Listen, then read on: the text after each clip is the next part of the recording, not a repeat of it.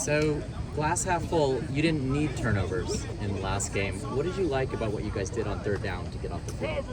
Yeah, I think it starts obviously with pressure. It's hard to get off the field in third down situations if you don't have that. A couple scenarios where it was short yardage, got some penetration in the backfield, and being willing to, the percentages say you're not going to win all of those. Obviously, maybe advantage offense, but if you're not playing physical, if you're not doing your job, then it's 100% on the offensive side in short yardage situations. But on some of the deeper distance ones, I would start there. Might create a scramble situation, but then creates a match situation for us on the back end. I thought for the most part we knew that was going to be and it's the critical element every week. We were scrambling quarterbacks. We'll face another one this week, but certainly was an emphasis last week. I thought we held up pretty well that way. But going back to takeaway, we don't do this, all shucks, we didn't get it. It's fine. The stress that we put on this football team, and that's how we talk as a coaching staff, Coach Rowdy and myself, the stress that we put on this football team by not getting a takeaway. Obviously you never know the full impact, but believe me, it had an impact on that football game, and so we can't be okay with that. You guys lead the nation in sacks now through 6 games. Could you ever have imagined that when in the spring you were just trying to fill out the roster at edge rusher? Yeah, no, that's interesting. One of the emphasis that we make with the guys is winning the moment. So we won some moments, obviously, in the previous 6 games. Every sack that we made up until this point, we got to make it again. You don't get credit. You don't take the takeaways into to the following week. You don't take the sacks into the next week either. They certainly have an impact on football. We all know that. That's not some grand statement. But that's got to continue for us to have success defensively. And it's both in the third down situations and normal down situations, creating negative plays. But it's not extra to get home, and they're trying to instill that in the guys. But I give Coach Newell, Coach Manning, and those guys up to this point, and we have, what you do is you create more expectation for yourself, which they deserve, and we're going to make sure that pressure continues to tilt in our favor. What's the biggest surprise for you, just in that regard, with the pass rush? Yeah, no surprises. I wouldn't go there. I mean, you see a little bit in practice, and you see moments. I mean, we try to. We're surprised when we don't get them on the ground. Surprised when we, don't win a one-on-one. I mean, maybe that's it. Is one of the emphasis that we make. It can't just be, well, he's the free guy, or they just don't pick us up. That doesn't take a whole lot of ability to be that guy. Now you still got to get him on the ground, but really the emphasis, the surprise has been in some of those situations where we have won the one-on-one. No, because they're not always going to be a free one, and you can't plan on being the free one. I get to go sack the quarterback on this play. You got to create those situations for yourself. Cam Rising has been described as when he keeps the ball looking like a running back. What challenges does that create to defend? Yeah, I mean, I think, from a physical standpoint, you see the ability to kind of run through tackles. If you think it's the quarterback will go down easy, certainly it doesn't take you much film to realize that's not the case. And he has really, really good speed. I mean, and that's not an opinion. That's as you watch him separate from defenders.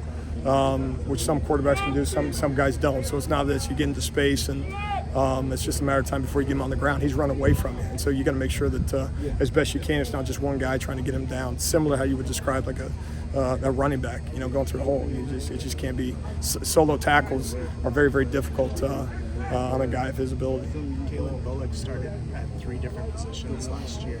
Have you seen him kind of, take the next step now he's settled into his natural position? Yeah, no, he's one of those guys that his best football's in front of him. You certainly, I think he's benefiting from the time that he had as a freshman a year ago. Most guys do, instincts. You pretend like you coach him and you don't. He's got them. We got to make sure we put him in a position that can be a playmaker for us. I believe we have found that for him. Some of the, you call it's a safety for a reason. Meaning you got to make some things right in some adverse situation. Now we got to decrease the situations that's the case, but that is part of the job description. But good speed, physical. He's got to continue to put on the weight and the strength and all those things, which he will. And then, no, we're thrilled about it. I mean, I think he can be. I couldn't. I don't want to put a ceiling on it, but I also don't want to give him too high praise. But I couldn't give him any higher praise. We expect big things from him. Beavers playing a lot more than this staff, and he got thrown into the fire on Saturday. What have you thought about him?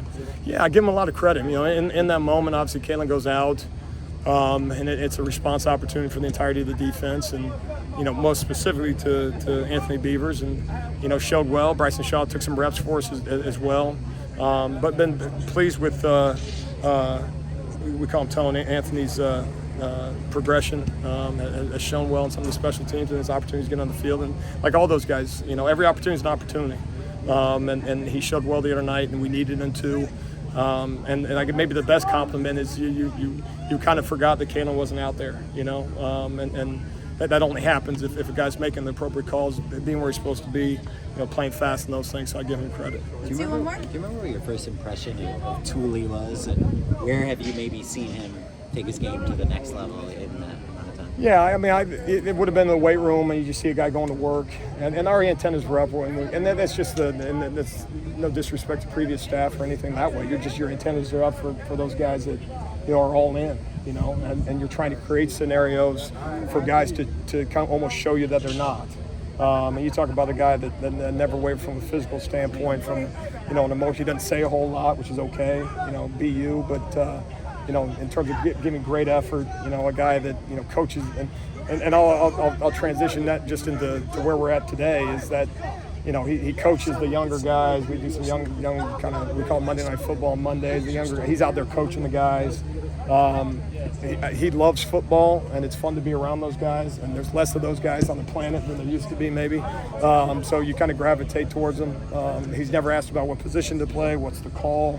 He likes to drop in coverage. He likes to rush the passer. I mean, he's a real one. He's a real one. So, no, he's been a pleasure to coach.